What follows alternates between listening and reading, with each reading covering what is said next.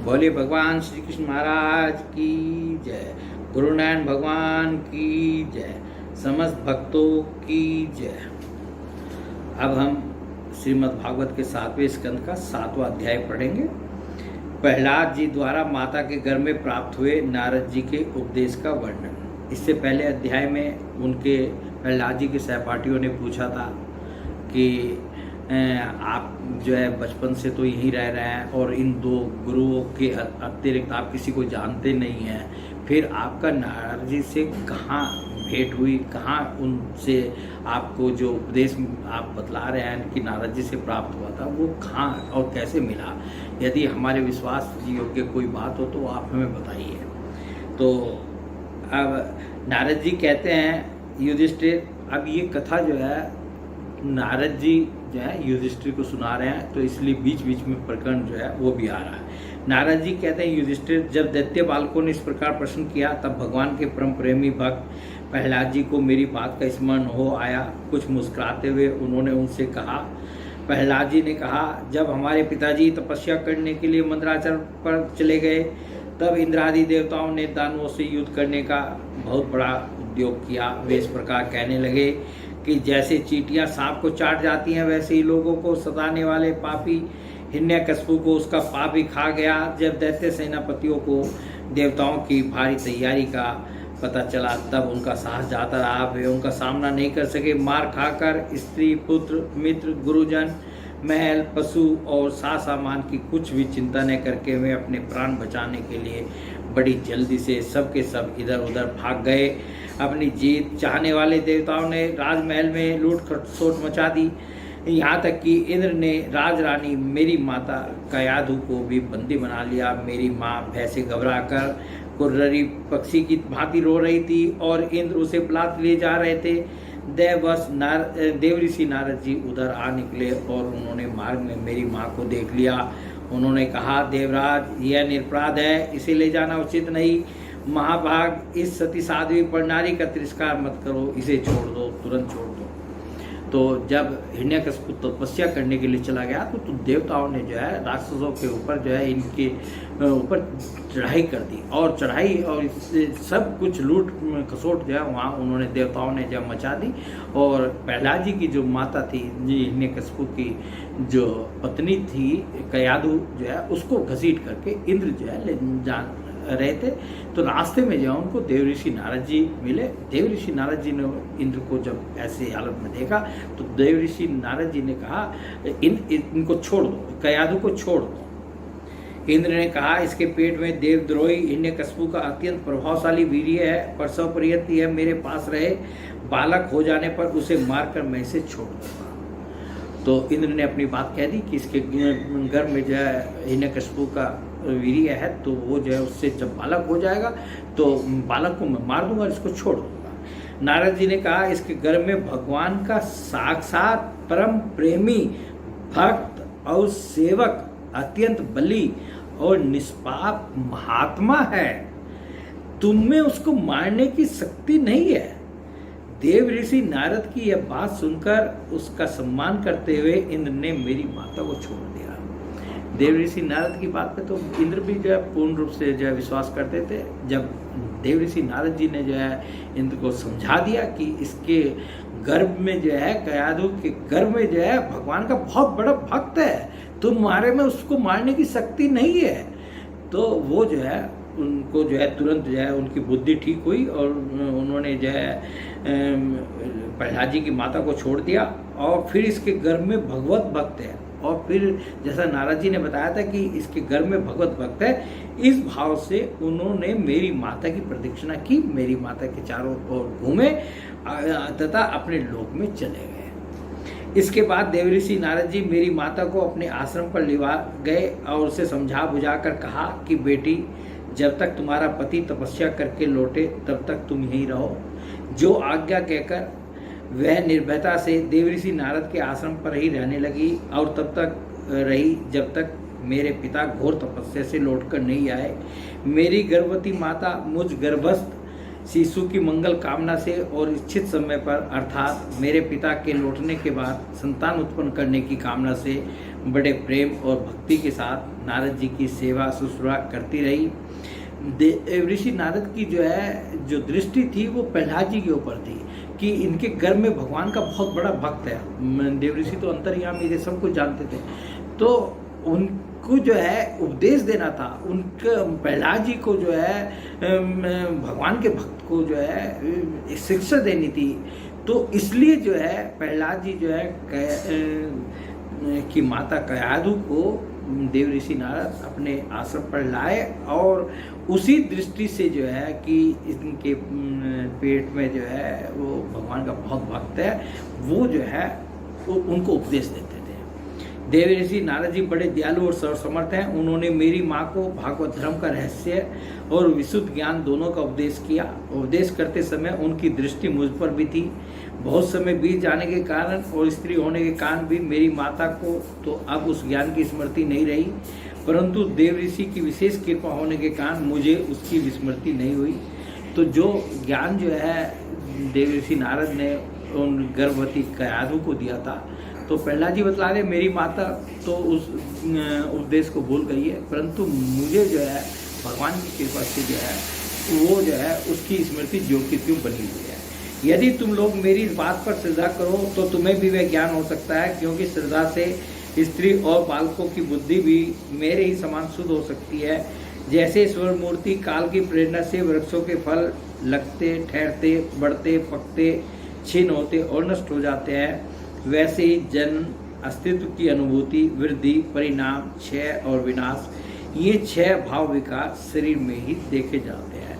शरीर का जन्म होता है, अस्तित्व की अनुभूति होती है, वृद्धि होती है, परिणाम, क्षय और विनाश में ये क्षय भी इसका होता रहता है और बाद में विनाश हो जाता है। ये 6 भाव शरीर में ही देखे जाते हैं, आत्मा से इनका कोई संबंध नहीं है। तो मतलब शरीर अलग है, आत्मा अलग है। तो जो 6 भाव हैं, जो 6 अवस्थाएं हैं, ये शरीर की हैं, आत्मा से इनका कोई संबंध नहीं है। आत्मा नित्य, अविनाशी, शुद्ध, एक, क्षेत्रज्ञ, आश्रय, निर्विकार, स्वयं प्रकाश, सबका कारण, व्यापक, असंग तथा आवरण रहित है। ये 12 उत्कृष्ट लक्षण ये आत्मा के हैं। क्या क्या बताया? आत्मा एक तो नित्य है, अविनाशी है, शुद्ध है, एक है, क्षेत्रज्ञ है, आश्रय है, निर्विकार है, स्वयं प्रकाश है, सबका कारण है, व्यापक है, असंग है और आवरण रहित है। ये 12 जो लक्षण बताए ये आत्मा के हैं। इनके द्वारा आत्म तत्व को जानने वाले पुरुष को चाहिए कि शरीर आदि में अज्ञान के कारण जो मैं और मेरे का झूठा भाव हो रहा है उसे छोड़ दे।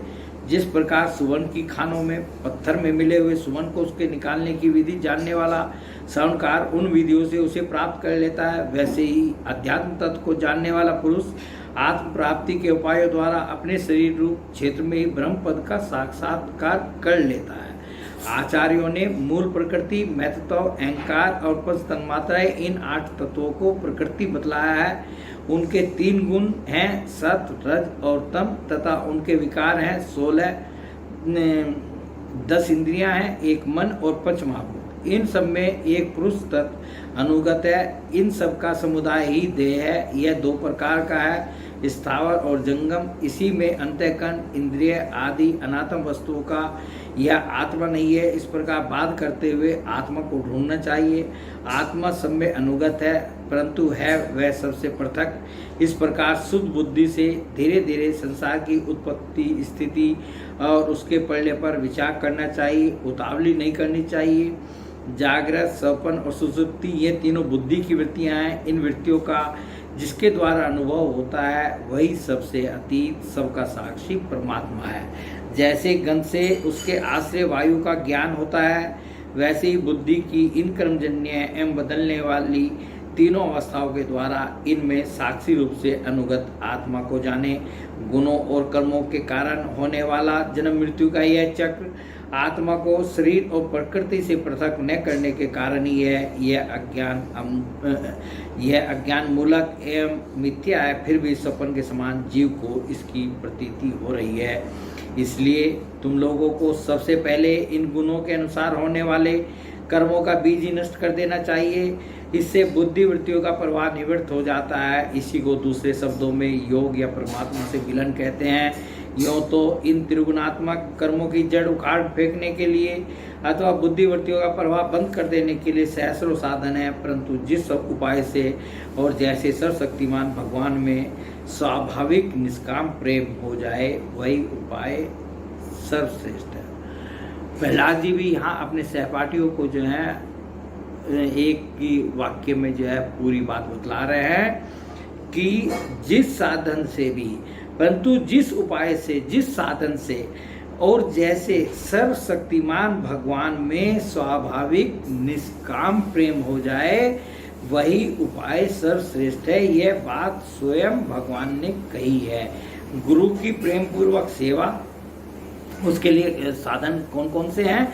गुरु की प्रेम पूर्वक सेवा, अपने को जो कुछ मिले वह सब प्रेम से भगवान को समर्पित कर देना, भगवत प्रेमी महात्माओं का सत्संग, भगवान की आराधना, उनकी कथा वार्ता में श्रद्धा, उनके गुण और लीलाओं का कीर्तन, उनके चरण कमलों का ध्यान और उनके मंदिर मूर्ति आदि का दर्शन पूजन आदि साधनों से भगवान में स्वाभाविक प्रेम हो जाता है। ये कितना संक्षेप में जो है करके जो है प्रहलाद जी ने जो है हम सब लोगों को बताया है, अपने सहपाठियों को जो उपदेश दे रहे हैं उसमें जो है ये चर्चा बताई है कि भगवान से स्वाभाविक प्रेम होने का क्या तरीका है, क्या साधन है। इसको हम दोबारा पढ़ रहे हैं। गुरु की प्रेम पूर्वक सेवा, अपने को जो कुछ मिले वह सब प्रेम से भगवान को समर्पित कर देना, भगवत प्रेमी महात्माओं का सत्संग, भगवान की आराधना, उनकी कथा वार्ता में श्रद्धा, उनके गुण और लीलाओं का कीर्तन, उनके चरण कमलों का ध्यान और उनके मंदिर मूर्ति आदि का दर्शन पूजन आदि साधनों से भगवान में स्वाभाविक प्रेम हो जाता है। सर्वशक्तिमान भगवान श्री हरि समस्त प्राणियों में विराजमान है। ऐसी भावना से यथाशक्ति सभी प्राणियों की इच्छा पूर्ण करे और हृदय से उनका सम्मान करे। काम, क्रोध, लोभ, मोह, मद और मत्सर, इन 6 शत्रुओं पर विजय प्राप्त करके जो लोग इस प्रकार भगवान की साधन भक्ति का अनुष्ठान करते हैं उन्हें उस भक्ति के द्वारा भगवान श्री कृष्ण के चरणों में अनन्य प्रेम की प्राप्ति हो जाती है। तो भगवान के चरणों में जो है अनन्य प्रेम की प्राप्ति कैसे हो सकती है, ये उपाय भी प्रहलाद जी ने बता दिया।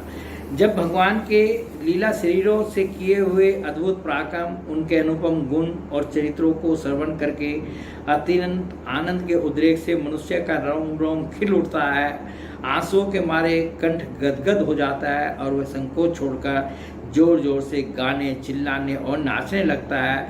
उस समय वह ग्रहग्रस्त पागल की भांति कभी हंसता है, कभी करुण क्रंदन करने लगता है, कभी ध्यान करता है तो कभी भगवत भाव से लोगों की वंदना करने लगता है। जब वह भगवान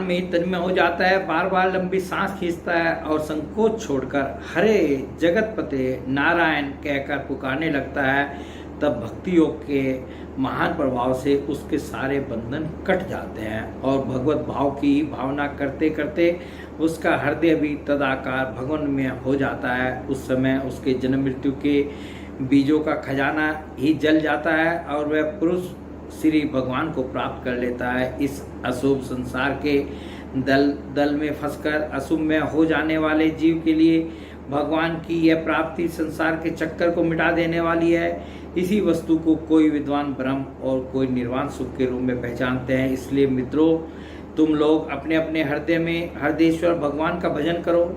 असुर कुमारों, अपने हृदय में ही आकाश के समान नित्य विराजमान भगवान का भजन करने में कौन सा विशेष परिश्रम है। वे समान रूप से समस्त प्राणियों के अत्यंत प्रेमी मित्र हैं और तो क्या अपने आत्मा ही हैं। उनको छोड़कर भोग सामग्री इकट्ठी करने के लिए भटकना, राम राम, कितनी मूर्खता है। अरे भाई, धन, स्त्री, पशु, पुत्र, पुत्री, महल, पृथ्वी, हाथी, खजाना और भांति भांति की विभूतियाँ और तो क्या संसार का समस्त धन और भोग सामग्रियाँ इस क्षण भंगुर मनुष्य को क्या सुख दे सकती है कि यदि किसी व्यक्ति को ये सब संसार की सब चीज़ें भी मिल जाएं तो क्या वे उसको सुखी कर सकती हैं? नहीं, वे स्वयं ही क्षण भंगुर हैं। जैसे इस लोक की संपत्ति प्रत्यक्ष ही नाशवान है, वैसे ही यज्ञों से प्राप्त होने वाले स्वर्ग आदि लोक भी नाशवान और आपेक्षिक एक दूसरे से छोटे बड़े नीचे ऊंचे हैं, इसलिए वे भी निर्दोष नहीं हैं। निर्दोष है केवल परमात्मा, न किसी ने उसमें दोष देखा है और न सुना है। अतः परमात्मा की प्राप्ति के लिए अनन्य भक्ति से उन्हीं परमेश्वर का भजन करना चाहिए। इसके सिवा अपने को बड़ा विद्वान मानने वाला पुरुष इस लोक में जिस उद्देश्य से बार बार बहुत से कर्म करता है, उस उद्देश्य की प्राप्ति तो दूर रही, उल्टा उसे उसके विपरीत ही फल मिलता है और निसंदेह मिलता है। कर्म में प्रवृत्त होने के दो ही उद्देश्य होते हैं, सुख पाना और दुख से छूटना। परंतु जो पहले कामना न होने के कारण सुख में निमग्न रहता था, उसे ही अब कामना के कारण यहाँ सदा सर्वदा दुख ही भोगना पड़ता है। मनुष्य इस लोक में सकाम कर्मों के द्वारा जिस शरीर के लिए भोग प्राप्त करना चाहता है, वह शरीर ही प्रायः यानी चार कुत्तों का भोजन और नाशवान है। कभी वह मिल जाता है तो कभी बिछुड़ जाता है। जब शरीर की ही यह दशा है, तब इससे अलग रहने वाले पुत्र, स्त्री, मैल, धन, संपत्ति, राज्य, खजाने, हाथी, घोड़े, मंत्री, नौकर, चाकर, गुरुजन और दूसरे अपने कहलाने वालों की तो बात ही क्या है। ये तुच्छ विषय शरीर के साथ ही नष्ट हो जाते हैं। ये जान तो पड़ते हैं पुरुषार्थ के समान, परंतु हैं वास्तव में अनर्थ रूपी। आत्मा स्वयं ही अनंत आनंद का महान समुद्र है, उसके लिए इन वस्तुओं की क्या आवश्यकता है। भाइयों, तनिक विचार तो करो। जो जीव गर्भाधान से लेकर मृत्यु पर्यंत सभी अवस्थाओं में अपने कर्मों के अधीन होकर ही क्लेश भोगता है, उसका इस संसार में स्वार्थ ही क्या है। यह जीव सूक्ष्म शरीर को ही अपना आत्मा मानकर उसके द्वारा अनेक को प्रकार के कर्म करता है और कर्मों के कारण ही फिर शरीर ग्रहण करता है। इस प्रकार कर्म से शरीर और शरीर से कर्म की परंपरा चल पड़ती है और ऐसा होता है अविवेक के कारण। इसलिए निष्काम भाव से निष्क्रिय आत्मस्वरूप भगवान श्री हरि का भजन करना चाहिए। धर्म, अर्थ और काम सब उन्हीं के आश्रित हैं, बिना उनकी इच्छा के नहीं मिल सकते। भगवान श्री हरि समस्त प्राणियों के ईश्वर, आत्मा और परम प्रियतम है। वे अपने ही बनाए हुए पंचभूत और सूक्ष्मभूत आदि के द्वारा निर्मित शरीरों में जीव के नाम से कहे जाते हैं। देवता, दैत्य, मनुष्य, यक्ष अथवा गंधर्व कोई भी क्यों न हो, जो भगवान के चरण कमलों का सेवन करता है, वह हमारे ही समान कल्याण का भाजन होता है। दैत्य बाल को भगवान को प्रसन्न करने के लिए ब्राह्मण, देवता या ऋषि होना, सदाचार और विविध ज्ञानों से संपन्न होना तथा दान, तप, यज्ञ, शारीरिक और मानसिक सोच और बड़े बड़े व्रतों का अनुष्ठान पर्याप्त नहीं है कि आप में ये सब चीज़ें हों तभी आप भगवान के भक्त हो सकते हैं। ऐसा बिल्कुल नहीं है। भगवान केवल निष्काम प्रेम भक्ति से ही प्रसन्न होते हैं और सब तो विडंबना मात्र है। इसलिए दानव बंधुओं, समस्त प्राणियों को अपने ही समान समझकर सर्वत्र विराजमान, सर्वात्मा, सर्वशक्तिमान भगवान की भक्ति करो।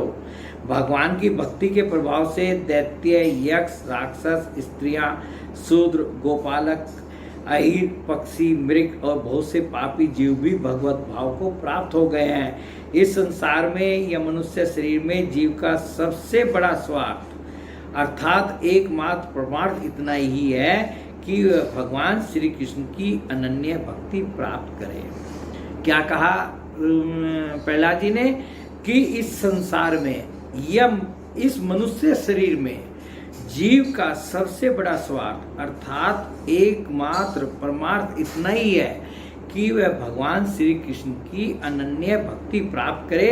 उस भक्ति का स्वरूप है सर्वदा सर्वत्र सब वस्तुओं में भगवान का दर्शन।